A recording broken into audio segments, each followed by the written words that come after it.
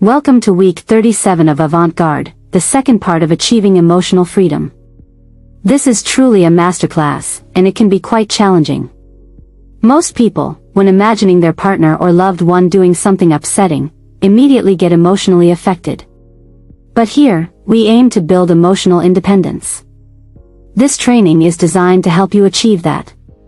You've already gone through several preparatory exercises, like learning to put yourself 1000% in your partner's shoes. I understand you might not have fully succeeded, because if you had, you would think exactly as they do. Then, you wouldn't see anything wrong in what they do, your boss does, or anyone else for that matter. In previous steps, we practiced self-communication, what you say to yourself when you're upset. Are you telling yourself that a situation is truly awful, or are you practicing self-talk to calm down? We also worked on managing your state, whether you're in a good mood or a frustrated one. Last week, we began our journey toward emotional independence, and now we'll go further. Exercise, identify what triggers you the most. Think of something that triggers you the most in your relationships, be it with a partner, boss, siblings, or parents.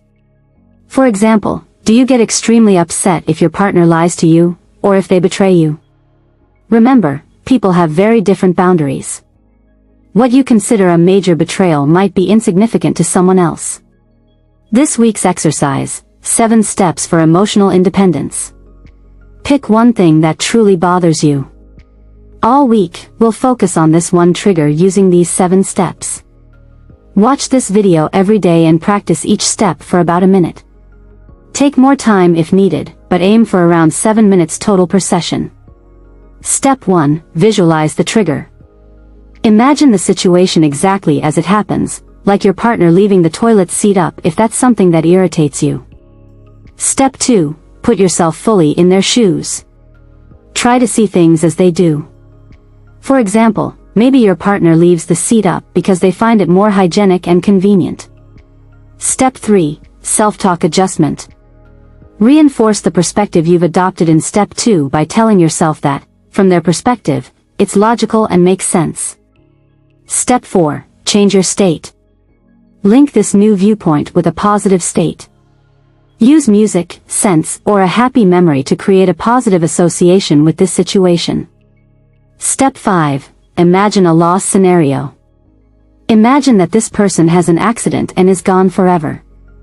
Allow yourself to feel the sadness of losing them, understanding the triviality of the trigger in the face of life and death.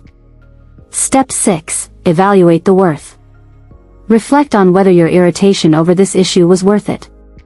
Wouldn't it be more meaningful to treasure the time you have together? Step 7. Celebrate the connection. Now, imagine the relief of realizing it was just a false alarm, and the person is still here. Allow yourself to feel joy and love toward them, free of that prior irritation. Repeat these steps daily, focusing on that one issue all week. Try to feel each step deeply, working to build emotional resilience. Although this week is brief, aim to internalize these practices for future use. Consider this a crash course, but fully commit to it over the next 7 days. We'll continue next week with another powerful exercise in emotional independence. Until then, your Elise.